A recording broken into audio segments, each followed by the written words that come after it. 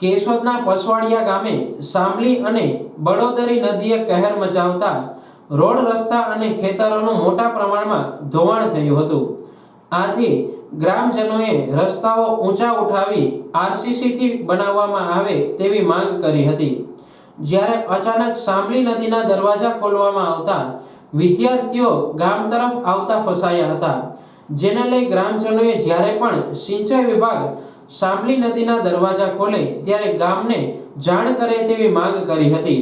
તેમજ પસવાડિયા ગામ ગેડ નજીકનો વિસ્તાર હોય વારંવાર પૂરની સ્થિતિ નિર્માણ પામતા ગામને ગેડ પંથક સાથે જોડી દેવામાં આવે અને પાક કે જમીનના ધોવાણથી થતા નુકસાનીની સહાય મળે તેવી ગ્રામજનો વતી સરપંચશ્રીએ માંગ કરી હતી। મારું નામ અશોકસિંહ ભૂપતસિંહ રાયજાદા, સરપંચ શ્રી પસવાડિયા। અને આ અમારા ગામમાં 3 દિવસથી ભારે પૂરને કારણે પરિસ્થિતિ સર્જાણી હતી, જેથી કરીને ગામનો રસ્તો સંપર્ક વિહોણો થઈ ગયો હતો। ઉપરના રોડ રસ્તા બંધ હતા અને ખેડૂતો તકલીફમાં મુકાઈ ગયેલા હતા। વાડી વિસ્તારમાં જે ખેડૂત ગયા હતા એ વાડીએ રહી ગયા હતા અને ગામમાં હતા એ ગામમાં વિદ્યાર્થીઓ ભણવા ગયા હતા એ પણ કેસો રહી ગયા હતા।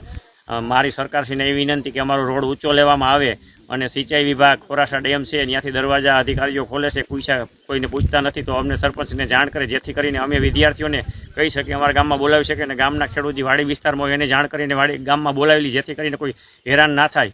અને સિંચાઈ વિભાગને નમ્ર વિનંતી કે અમારું ગામ ઘેડમાં નથી તો ઘેડમાં સમાવેશ કરી લેવામાં આવે અને અમને જાણ કરવામાં આવે।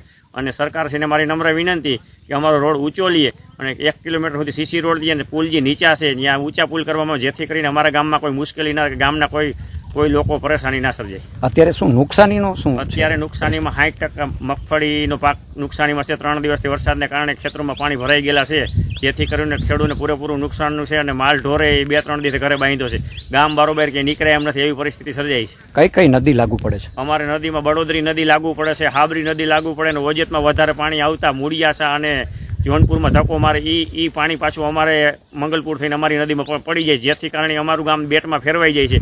મંગલપુર રોડેથી લઈને અને ઠેઠ માધુપુર ઘેડ સુધી ચોઈ ફરતું પાણી હોય છે, અમારું ગામ બેટમાં ફેરવા, વેચમાં અમારું ગામ એક હોય છે। અને અમારી સરકારશ્રીને નમ્ર વિનંતી કે અમારો રોડ ઊંચો લેવામાં આવે, પુલ ઊંચા લેવામાં આવે જેથી કરીને અમે કોઈ હેરાન ના થાય।